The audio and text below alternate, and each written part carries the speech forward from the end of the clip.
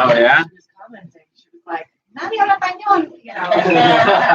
Any of your videos. It's not too diverse. Speak again? Hello. No. Now I can hear myself. I can hear you. Well, then talk again. Yeah, hello. No, you. No. Hello. You can hear me. I can hear you. Hello. Still nothing, Balder. Still nothing. I'll just share this to my page. I don't know where to put this thing. I'll just share it later. You sure? Yeah. We might. We don't have another I'm tripod. gonna like put it up right here. Put it right there. Or if you want, like you can put. A chair. Yeah. But there's a stool over there too. Oh, okay. Yeah. Well, this Yeah, might work. Tripod? Yeah. We need more tripods. I know, I have one somewhere. Honestly, it's fine. I'll just share it. Do what you need to if you want to set it up in the meantime. Is there a tripod I can use? Is that the only one? Oh, that you have? think it'll go like, maybe actually I don't even need one. Yeah, that's what I'm saying. I can just do that. We're very amateur here sometimes. I mean, its simplicity is like really. Well, if you can shoot everything from your phone, that's how I look at it. All right, I think I'm just gonna go for it. Should I start with the live now, do you think? Sure. Are we live on your guys'? Oh, we're live right Oh, now. how funny. We got live YouTube. I can actually probably move this over just so people can see.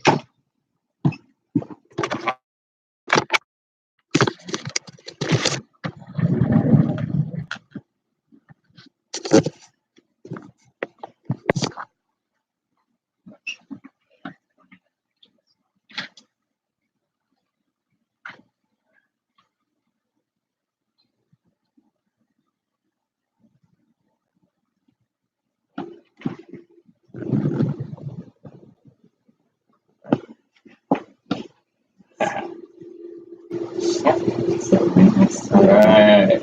Cool. I'm gonna go live. It's like focused right on me. Yeah. Rotate your phone.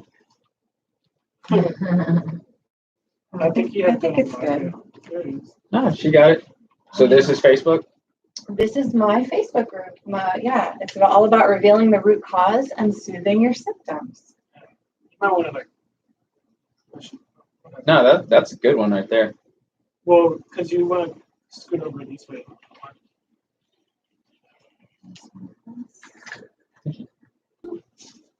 Cool with it? Hey, you already got someone commenting. Nice. Okay, just as it's watching. All right. All right, let's do this. We got laptops, cameras. So many devices. I know. Laura, how do you want me to introduce you? I'm a board certified holistic practitioner and coach, so we can go with that. Holistic practitioner. And it's Root Your Radiance. Root Your Radiance is my practice. Sweet. Let's do this. Awesome. Well, welcome to the How Do You Help podcast. This is Baldo here, and we're going to be talking to Laura. You're a certified coach, and I remember meeting you at was it health or paleo first? I think it was health effects first, right? yeah. And we connected. You came out to the bar. I don't know if you had any of their drinks or not, but I did, yeah. I had one. It was like a really like an all-day conference, and then it was just like a really nice pick-me-up, and like felt it like right away. So. And we've been trying to reconnect since then. I know that you scheduled the podcast a couple months back, but it's crazy how we're still talking to people from paleo effects, and that happened way back in April. Yes. And of course, we got Nurse Doza here, so we're going to be catching up on some health and vitamins and all that good stuff. So that's a good party start. I'm excited. Yay, thank you for having me. So you're a board certified holistic health practitioner? Yes. Okay. And coach. So I actually was certified as a coach first, which was really a segue out of disease and illness for me. And then I've had years of all sorts of different training in the holistic health field. And I've studied bioenergetic medicine, epigenetics. I'm loving your Dirty Genes book over here. Oh, yeah. I bet as soon as I walked in, I actually shared one of Ben Lynch's posts yesterday. Oh yeah, Yeah, so I'm sure we could geek out on that that's all cool. day. Yeah, that's But awesome. Yeah. So what is your approach when it comes to, like, looking at the body as a whole? Like, everyone has a philosophy. What's yours? So I have an unwavering belief in the body's innate ability to heal itself given what it needs. And when we talk about holistic, yes, it is natural medicine is where I primarily reside, but it's also looking at the body and the person holistically. So we're looking at your physical body. Yes, we want to know about microbes and hormone imbalances and all of that. But I also want to know, how's your personal life? What are your relationships, like? How are you showing up for your body and your agreements with yourself, with others, with your stress level, all of those things. And so that's really how I help people, is taking like a really broad view, including their work situation. I mean, all of the things, because the body heals when it is calm. And a lot of factors contribute to that level of calmness. So when did you actually learn that the body works that way? Because I like your philosophy. I think it's good. But how long has it taken you in life to figure that out? I mean, it took years and years and years of struggle with my own health, which I kind of started to tell you a little bit earlier about. This all started for me because I struggled with symptoms my entire life. So eczema, anxiety, I had chronic hives, was diagnosed with urticarial vasculitis, which is an autoimmune issue. I was also diagnosed with multiple sclerosis when I was 21. And I was a very good patient, had full access to Western medicine, baller insurance. I worked at lots of different hospitals like Columbia University Medical Center, Sloan Kettering in New York. I worked at MD Anderson in Houston for a little while. So access was not my issue. Sure. Information was not my issue. I started to just notice that there weren't a lot of answers for what I needed. And my father, who is a medical doctor as well, started to shift toward the functional medicine model, Mark Hyman's work, Terry Wall's, when I got really sick.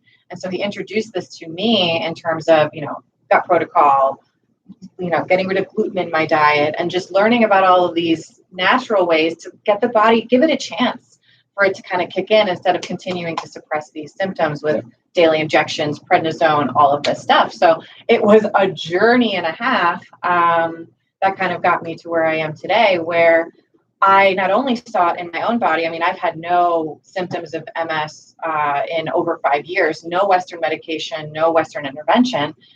And I know how to take care of myself. So I learned trust in my body. That's really the main thing that I learned. And that was through a lot of surrendering, a lot of trial and error, and a lot of learning from people in the field who are looking more toward functional medicine and also energy medicine. So there's a lot kind of I integrate in the way that I help people now. Talk about the energy medicine. Yeah. So when I first moved to Austin, which was about almost 5 years ago, I started working I'll take it even further back. So when I was still struggling with my health, I was doing the gut protocol, the food, learning about food as medicine. I started to learn about toxins in my products and in just everything I was eating. But the last piece that I noticed in myself was learning how to handle stress in the moment and to come back to presence and be here now. And so energetically, I felt a shift as I started doing these meditations, which were very new to me. So that was like where I first got this there's something beyond just the external stuff, because natural medicine, a pill for every ill is still a pill for every ill, right? I mean, no matter how you look at it. So you heal also what's underneath the emotional layers as things start to shift. And so then I moved to Austin after years of starting to roll the dice in many, many areas of my life, and I started working at an acupuncturist office, kind of close to Lamar, and so that was the first time I saw this is acupuncture, and they did muscle testing, nutrition response testing.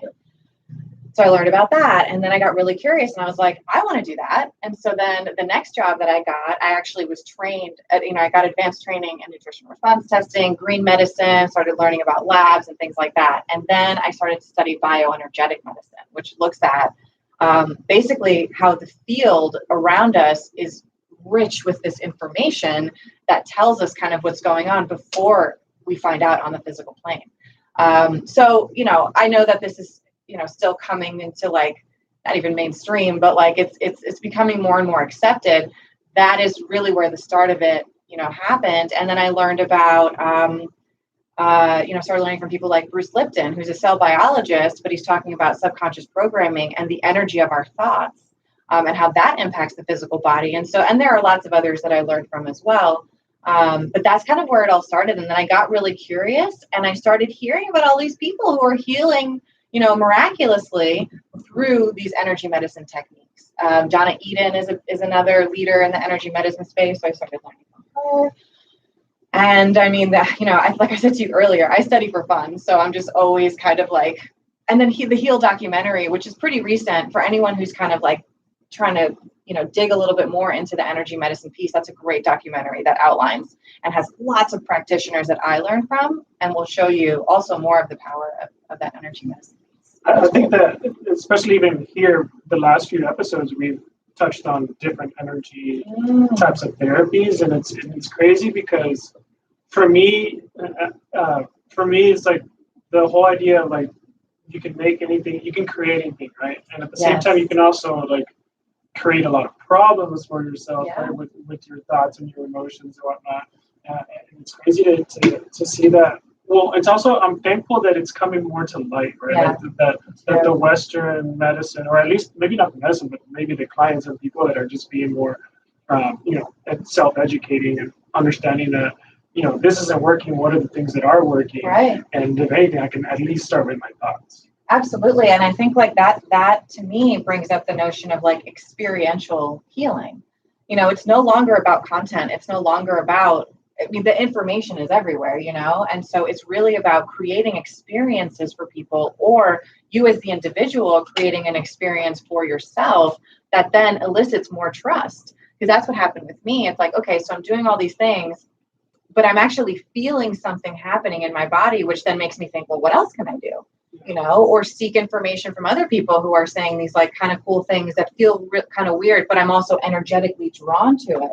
So tapping into that intuition, gut health, as I address it, it is about like, let's create synergy within your microbiome. Let's do that. But let's also get you tapped into your gut feelings and your intuition, and not to ignore that, because we're taught to really just override that system and go straight to like, other things. I love that the energy medicine stuff is coming up more and more, and it's really integrative, and there's a lot of science behind it. So the Resonance Science Foundation, the Resonance Academy, it's all about the quantum physics of everything. And so especially with regard, how I receive it is with regard to health.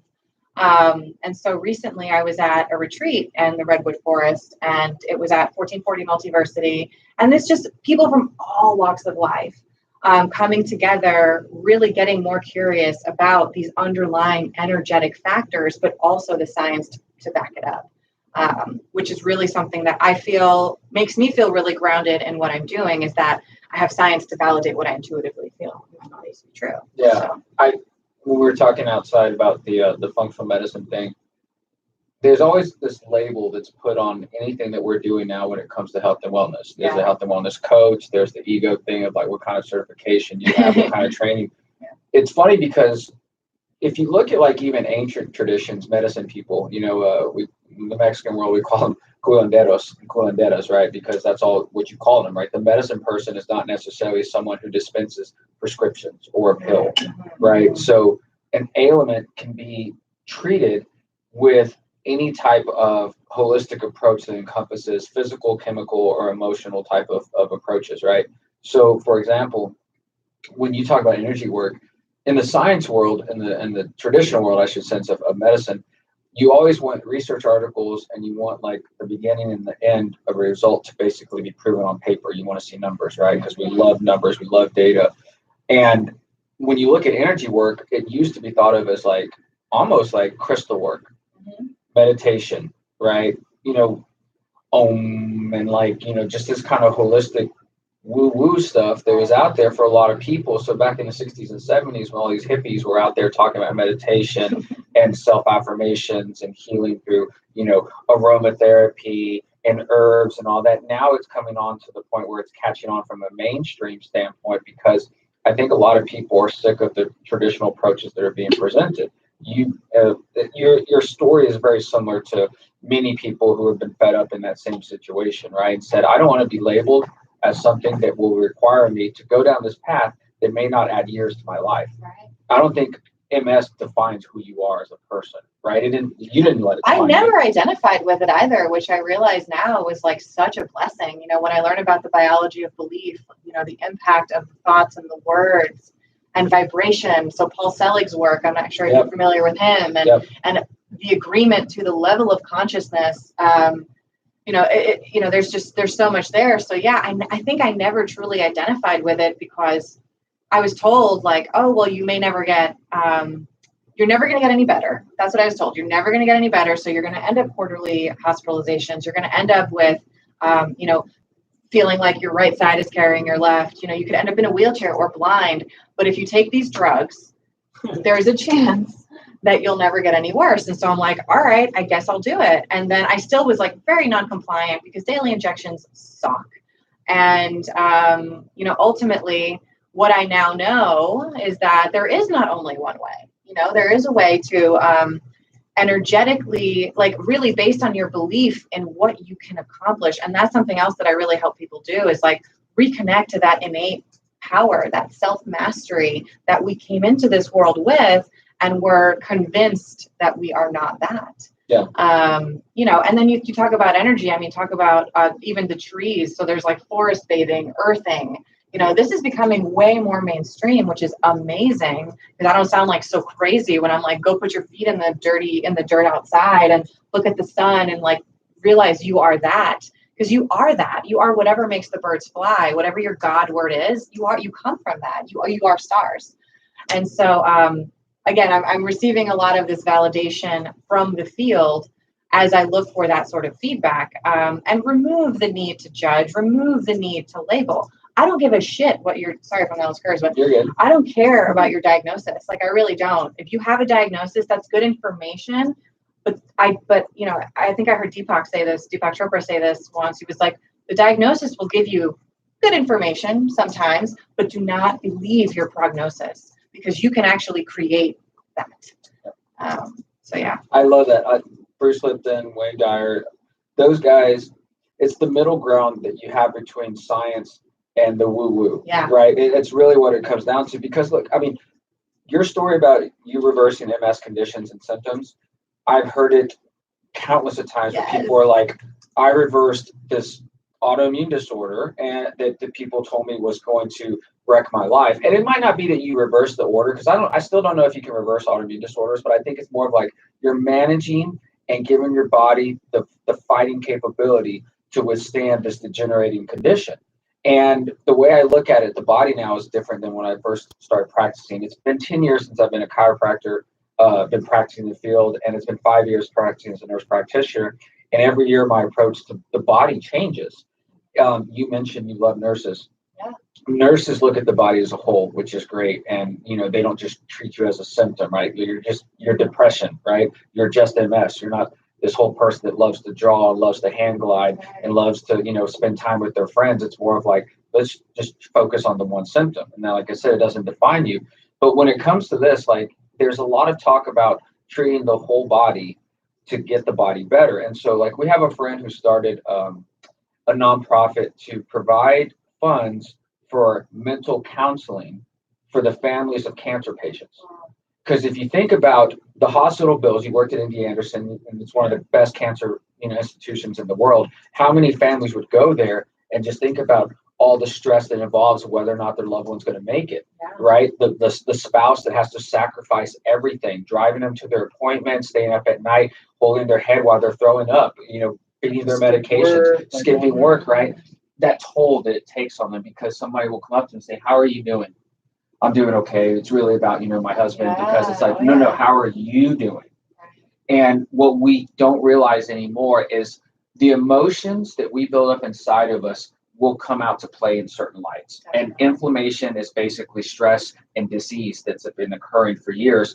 We want to put a label on it as a physical condition, but the truth is the emotional side of what our thoughts can do to our body can be detrimental. your physical thoughts and your emotional thoughts can literally cause you to have a stroke, to have the point where you have a seizure, to where you have an upset stomach, right? And then that causes more types of issues. And so the energy work that I know that you refer to, I don't think necessarily it's me holding a crystal above my head. It's the idea of saying, like, I'm in sympathetic mode all the time. I need to be in parasympathetic mode in order to function. How do I do that? If that means that I go outside and I hear the birds chirp, I smell the roses, I feel the grass under my bare feet, and I feel that sun hitting my skin, I feel alive again, because that's what it means to be a human. Yes. That's energy work. Wow. There's nothing wrong with you going outside and saying, I'm going to be part of nature, because as you can tell, we're inside all day. I don't think man was designed to be under fluorescent lights. Created a setting where there's like, I know you guys can't see this, but there's like leaves everywhere. So it's like we crave that. Yeah. And so, yeah. And it's like that night at the Roxbury. I was like, when outside.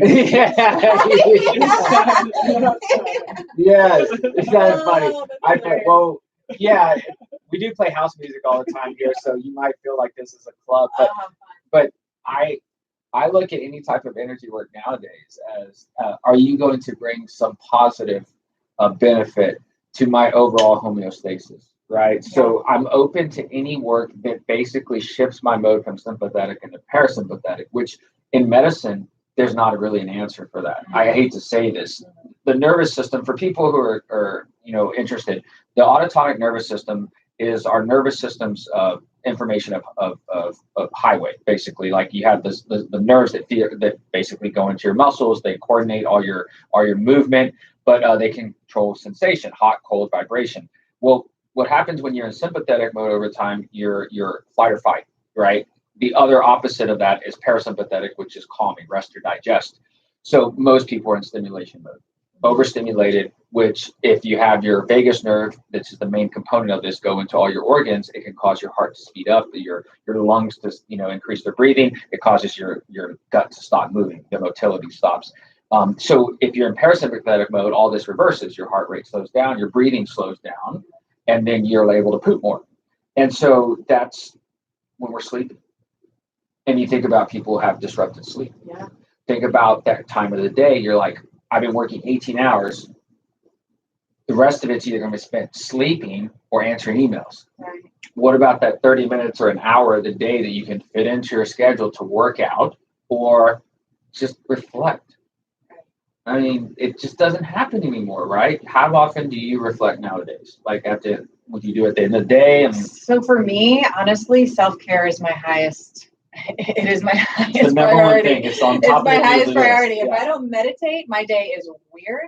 So I don't skip it. Like I have, and I feel off. So I don't. It's more important than getting dressed in the morning.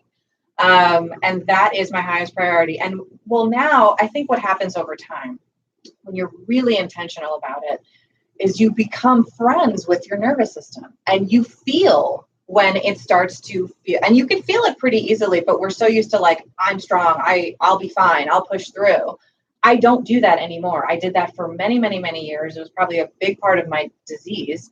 And so when it comes to, slowing down, I mean, it's become very natural for me, but I'm a New Yorker. Like that was not something that I grew up with. That's not something that was like, I was accustomed to. It would be really frustrating. I still have now, like sometimes like my sister and my clients who are like, well, what do? I have to do. And I'm like, the doing is in the being, which is such a frustrating response sometimes because you just are like programmed to like, what do I do to calm my nervous system when it's really like, just be here. Just look at your hand and realize that you are not just your hand because you're looking at it. So it's like just creating a lot of different experiences of presence. And when you detach from the thing, you are no longer that thing, whether that's a thought, whether that's a stress factor, a circumstance. Like if you take that observer seat, which Eckhart Tolle talks a lot about, a lot of spiritual teachers talk a lot about that, Marianne Williamson, etc. There's really that notion of knowing that you are so much more than this bag of bones and tissue and blood and whatever. And you can, and from there you create from a space of calmness and relaxedness. you are much more effective in your day-to-day life, you know, right? I mean, I think for me, I battle depression, and recently it's happened, but I think a lot of it, because this week I've been good again about doing all my things in the morning, right? And it's almost like, it's like you're tuning into that day, like, so that way you can pay attention. Because I think what happens is that you just forget to do that tuning, that meditation, and then it's like you don't understand the language of the day, right? Because there's so many different stressors and so many different things going on that it's like, wait, I'm not even recognizing what's going on. And by the time you realize it, then I'm like, you're like in depression, or like you're in anxiety, or you're in whatever it is your condition you're battling with. And I think that I've lost it in the past couple weeks. Well, I'll still do it because I have this thing that I'm not going to do it. Like I've meditated for like 3 years in a row. I'll do it at some point, but there's so much more value to like just doing it in the morning, so I can tune into the day. And then I usually end up doing like 2 or 3 meditations. Right. Yeah. So like, so it's fun to like tune in and do all that. Yeah, and I love what you said there because it speaks to, you know, getting rid of the noise. You know, so I don't know if you guys remember Alex Sharfin. He was at the Health FX.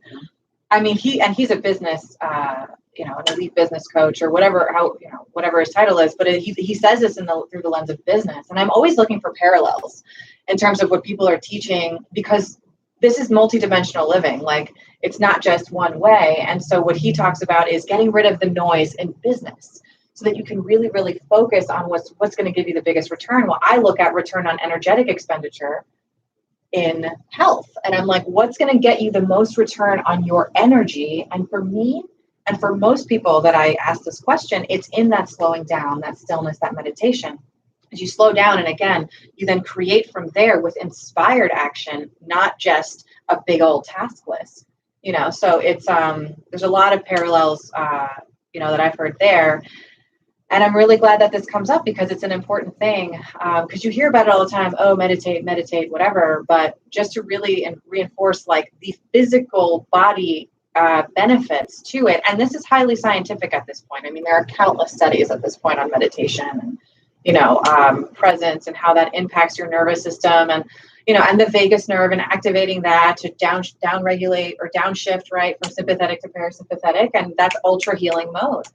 And, you know, and like I said, that was the last piece, the most powerful piece. I used to go to doctors a lot. I had like 8 doctors at one point, and I would say, you guys, I feel like a lot of this is being caused by stress. Like, I feel like these hives, these symptoms, like every time something crazy happens in my life, I tend to have all this stuff happen. And then it's like, no, you know, and that was, you know, 10 years ago. Now it's like pretty mainstream that stress causes symptoms. I'd like to think it's pretty mainstream. Well, you know, you like to think that we're living in a bubble here because when you step out of it, go down to the community clinic, and the person that has the chronic illness that's dealing with stress, they don't know which way it's coming from because they don't realize it's coming from their food, they don't realize it's coming from their lack of sleep, they don't realize that it is the hustle and bustle of they're not taking care of themselves. Look, I mean, you don't want someone to think like in order to pamper yourself, you have to go get like a day spa pass. Totally. You have to go to a beach to go, you know, take a vacation to get away from all this. It's more about doing the most simplest things in the world that we've forgotten about doing, but implementing them in your daily routine. Yeah. So the first 2 things y'all talked about was I have to do this to start off my day. It's incredible because there will be people who, when it comes to weight loss or exercise or even diet, so what happened? You ask them. They're like, oh, just life. You know, it gets hectic. I got the kids this weekend, or you were traveling. And I'm like, that's bullshit.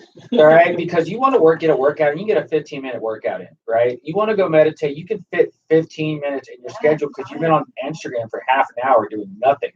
You know? So it's more like you can do this. You choose not to. And I think with the energy work now, I think it's like, if you choose to believe something, that's whether or not that becomes a reality. Because you talk about what y'all have done in routines. My depression got the best of me this week, and my anxiety started kicking. And I have an issue with both of those. And it's funny because when Baldo said it's more like, oh, I need to do this to start off my day, you know, because this is how I function. My issue is I say, I don't believe that. Which is even probably the worst thing to think about, because imagine if you tell yourself, I can do this, but deep down you're basically saying, I don't really think I can do this. you already have that frequency running through your body where the negative energy is taking over the positive energy and basically saying, well, why even bother? Right? Why take that first step? Why take that risk? Why do this? Why even get up in the morning, right? If I know it's just going to turn to shit anyway, right? You say no, because there's one thing I can control. It's how I view this world. If it's raining outside, I can say, that sucks. I can't go do this today. Or I can say, you know what? It's badass. I get to go jump in puddles. I get to go slide in the grass. My lawn's going to look amazing. I don't have to get a car wash today. Trees get to drink. The trees get to drink. Like, this is awesome. This is great for the environment. And so it's how we look at things. And so I did it yesterday. I told Baldo, I was in the shower, and my meditation was, here, I put it in writing. This is my goal for today. I put 3 goals, and we hit 2 of them yesterday. So I said, oh shit, it worked again. And it's just amazing because when that happens, you're like, it's those little wins that you have to where you're like, look what I accomplished. Yes. Look what I did today. I willed it today. Yes. I manifested this today, and it happened. And it's almost scary when that happens, right? Yes. It's scary. It's, you know, it gets to the point though where like, you kind of expect it. Like the more you live according to that, like you're just like, when things don't manifest, you're like, well, what happened there? Or the frequency was off. And also you don't judge it. Because you almost see it as like, where did I disconnect? Yes. Right? Like, how can I improve that? Definitely. Exactly. Like I don't judge it. I'm just like, where did I fall out of alignment? Or is this thing out of alignment? And also something that you said that I really want to highlight too. So Joe Dispenza, you know, he also talks about the subconscious programming and the energy work. And I mean, his work is blowing up. I mean, also maybe just in my bubble, but his work is definitely blowing up. And, you know, again, with that whole thing about 95% of the thoughts that you think today are the same as the thoughts you thought yesterday. So what happens when you write your affirmation or your thing that you're going to do today, you construct new neural pathways. You literally create new ways of being. And then you celebrate those wins. That's another thing that's so important. People do not celebrate their small wins enough. So they're looking at. We did chest bump yesterday. Yay! we hugged it out. That was cool. Yeah. That's awesome. I love that. Yeah. And so celebrating every win. Like even if your win is just that you tuned into this whole entire thing. Like even if that's it, like you just listened to this whole podcast and you received a lot of really cool, insightful, or you question some things, that's a win because you always want to be asking questions. You don't want to just take things at face value.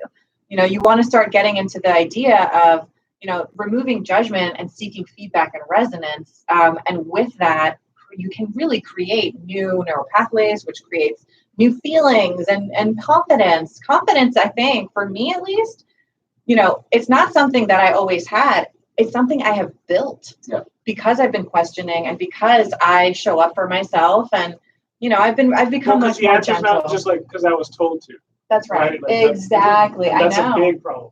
I started to notice that I got really like triggered by, well, that's just the way it is, Laura. I was really passionate about patient experience. I worked in administration in all those years, probably like almost 20 years. And I was really passionate about patient experience, not only with like their clinical results, but just the flow of ease of their medical records and getting on the schedule and all of this stuff, because there's just way too much like limitations in that and the current model, the way it exists. I don't even know how I got there. I digress, but I'm just, you know, the passion for patient experience and what's possible for people is what, I mean, that's where a lot of my passion really comes from. And that is unwavering. I know that. Yeah. Well, you've experienced it yourself. Yeah. You're an advocate for someone else to not have to go down that same path because when you're a patient, you're looked upon as a different type of person, right? Because you're sick. Yeah. Right. And so it's like, what do I have? Diagnose me with something. Tell me what to do. Tell me what to take, and I'll do it. Yeah. Am I supposed to run through that wall? Because I'll run through that wall if that's what it's going to take to get better. And we tend to overthink things, and we say, no, let's just keep this very simple. We've been given every opportunity to heal our bodies naturally, but what we've been given on this planet, I really feel like we have that. Now, whatever your view is on your architect, your creator, your God, whatever, we were designed with this innate ability to basically replicate, regenerate, and heal themselves, right? So we have a machine that we still don't fully understand, but we know that it has this ability to take everyday stressors and adapt. And so if you think about it, think about when you cut yourself. Yeah. You basically grow new cells to stop the bleeding and then regenerate the skin. Like your body just does that. So when your body has this negative thought of saying, oh shit, I can't do that, your body says, oh, that's the route you want to go. Okay, you're in the negative way, and you're going to basically put that thought in your head, and it's just going to stay with you until you basically train your brain. Do like I think they refer to the scooping neuroplasticity as basically carving out a new pathway, scooping out a new pathway, and say, until you tell us that this is the way you want to start thinking, we're just going to think negative thoughts until you tell us otherwise. Yeah, your cells are listening. Your genes are listening. Well, they're very efficient, right? Because it's like if you're already saying like it's not going to work, then it's the same thing. And like you're not having the thought, but the cells are having the thought. Don't even go that way. We're just I know. that would be very inefficient. And it's crazy because one of my favorite things that I've heard, read, or listened to was just the whole idea that like your brain, like you always want to be right more than you want. I mean, you always want to be right more than you want to be successful. Yeah. And that's the way that it's programmed, right? Like it's always that you want to prove yourself right. Like that's just innate more than you want to be, because you don't know what success is, right?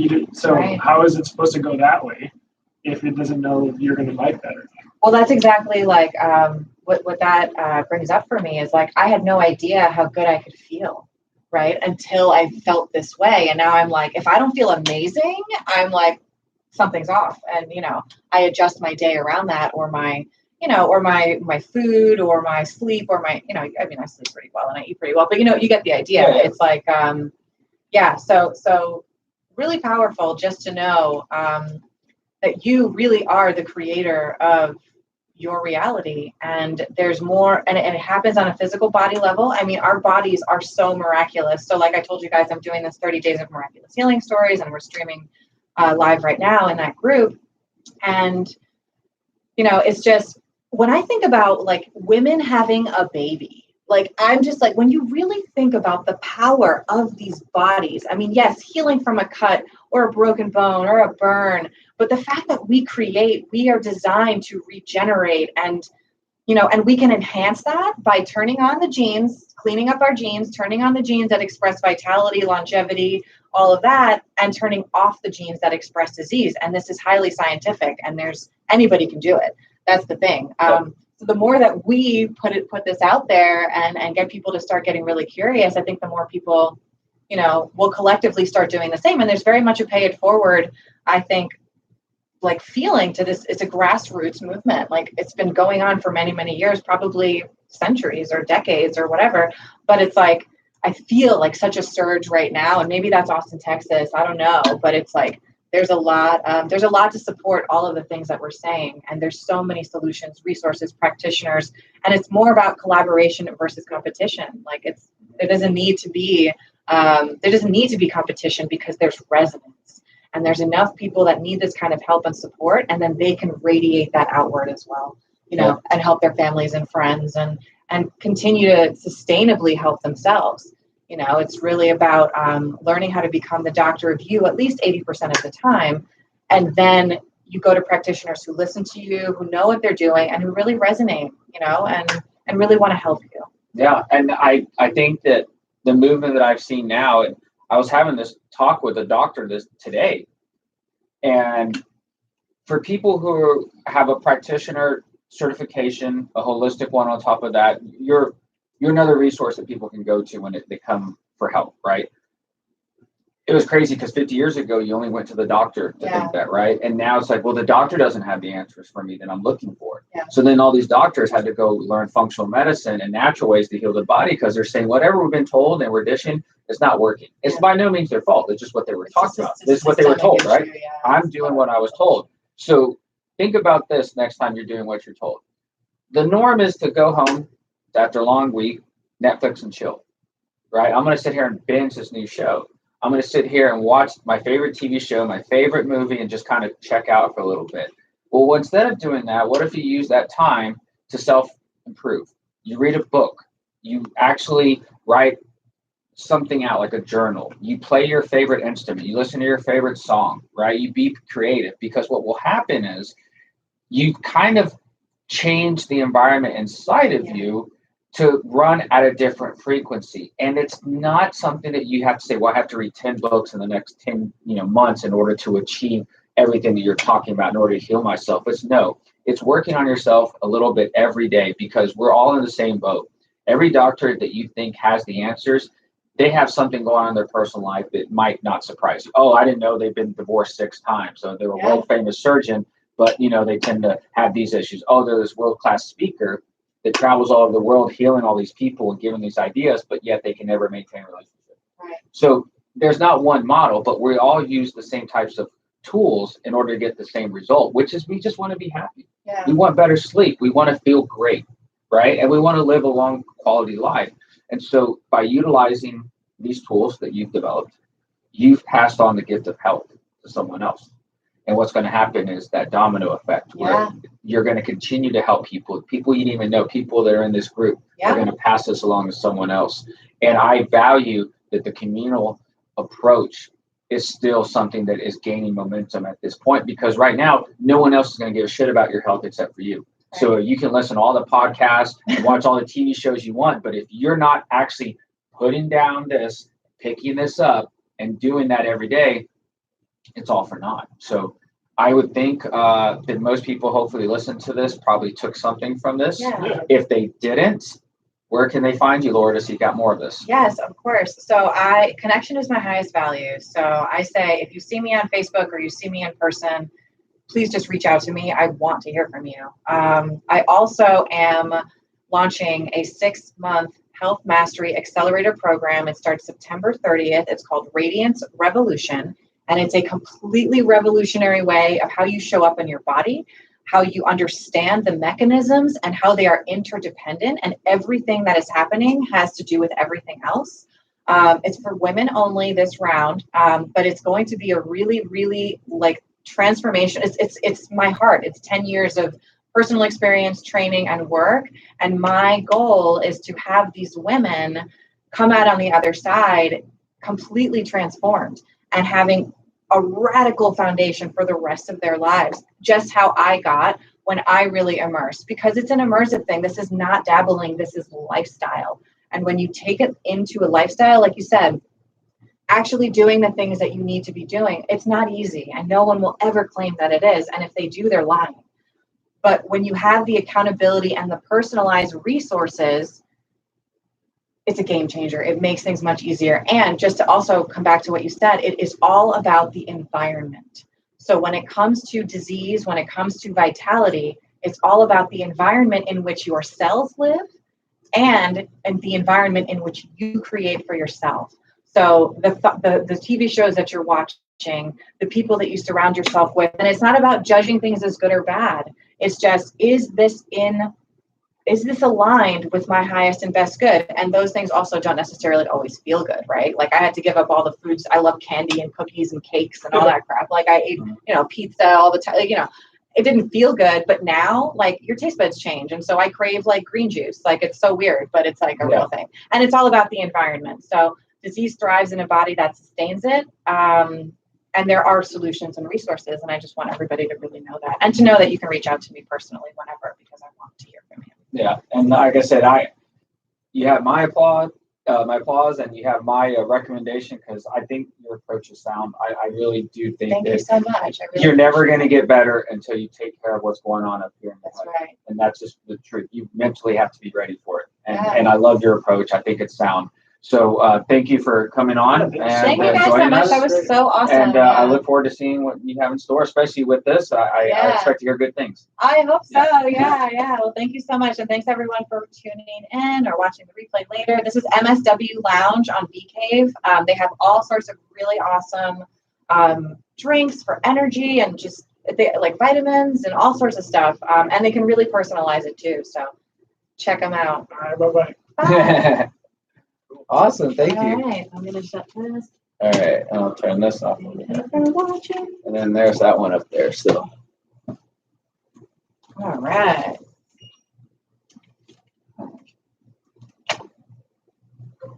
All right. Bye.